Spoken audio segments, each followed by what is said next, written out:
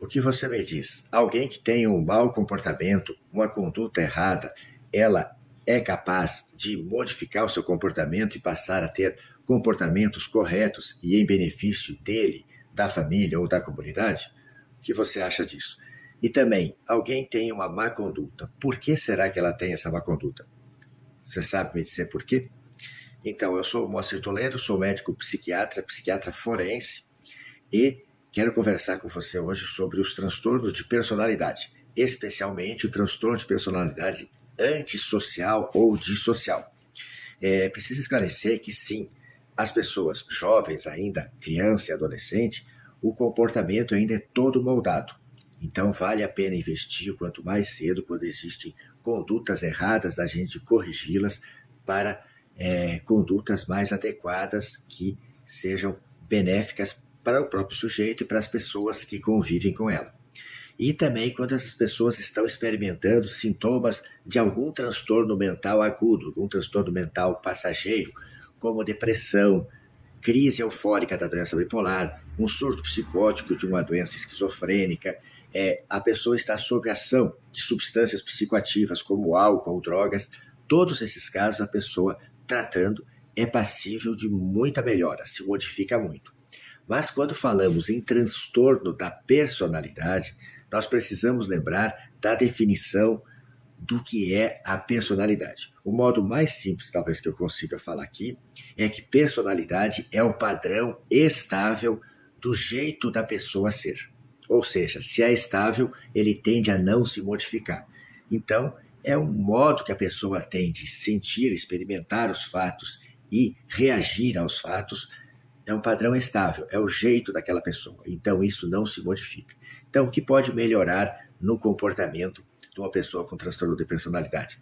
Ela aprender mais sobre isso numa terapia cognitiva e passar a dar menos vazão às emoções e tentar agir mais com a razão.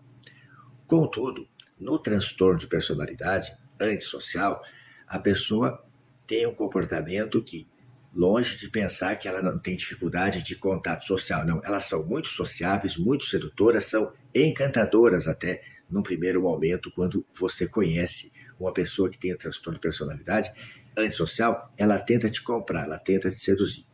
Não confunda personalidade antissocial com o comportamento de isolamento social que uma pessoa deprimida, por exemplo, experimenta durante a depressão. Mas a pessoa que tem transtorno de personalidade antissocial, ela tem uma frieza emocional, ela tem uma impulsividade, uma agressividade, e ela não tem a capacidade de sentir remorso diante do sofrimento alheio. E ela tem uma dificuldade também de colocar a culpa nela, de ver que ela é responsável por aqueles atos ruins que aconteceram, por aqueles fatos ruins que aconteceram. Ela sempre atribui a culpa a uma outra pessoa. Então, isso é um padrão, tende a se perpetuar e o tratamento não consegue melhorar isso. Como que a gente pode se defender? Como que isso pode melhorar, entre aspas? Na verdade, a gente precisa identificar que aquela pessoa tem aquele transtorno e tem que passar a não dar mais chance para ela usufruir de você. Ela não pode mais te passar a perna, te dar o golpe, te mentir, te furtar, te roubar. Então, o que adianta contra o transtorno de personalidade antissocial é a vigilância, auditoria, fiscalização e não deixar essa pessoa ocupar posições de poder, cargos de poder.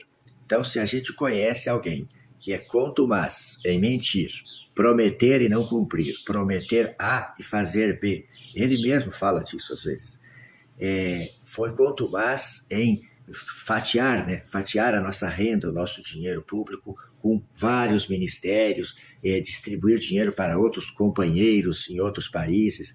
Então é preciso que você pense nisso e entenda que transtorno de personalidade antissocial não tem o que faça mudar. A única coisa que nos desvia da gente não sofrer as agressões ou os roubos que uma pessoa com esse transtorno vai fazer contra nós é mantê-lo sob vigilância, fiscalização, auditoria e não dar posições de poder, de comando, porque senão ele vai usufruir com muito mais facilidade para fazer o errado. Entendam isso, que a psiquiatria forense sabe disso, a ciência sabe disso, mas a gente está na mão dos legisladores que acabam não legislando para isso. A psiquiatria forense sabe que não cabe o nome de reeducando para o preso condenado. Até poderia, se separasse os presos com testagens psicológicas, existem testes que são capazes de determinar qual transtorno de personalidade a pessoa tem, separando uma prisão onde tivesse os pacientes, os prisioneiros que têm transtorno de personalidade, a cadeia ficaria à paz, porque um psicopata não mexe com o outro. E separando aqueles que não têm psicopatia, que são aqueles que foram aliciados pelos psicopatas, que acabaram furtando ou roubando por necessidade, que foram conduzidos a isso, esses são recuperáveis. Mas acaba que na cadeia vai todo mundo junto e acaba que os psicopatas subjugam aqueles menos favorecidos de cabeça, com rebaixamento intelectual, com déficit intelectual, aqueles que estão com o cérebro já prejudicado por tanta droga que usaram, coisa assim, eles são subjugados. Os que cometeram algum crime passional, os que acabaram furtando por uma necessidade em algum momento, acabam sendo subjugados pelos psicopatas que acabam ensinando eles o crime para eles saírem e cometerem lá fora. Porque o psicopata maior, quando ele cai, muitas vezes ele não vai conseguir sair tão cedo.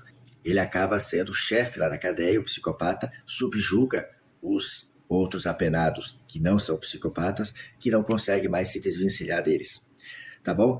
Se você acredita importante esse vídeo, passa adiante, faça seus comentários aqui abaixo e tenta compartilhar com as pessoas que você possa ajudar com esse tema. Muito obrigado.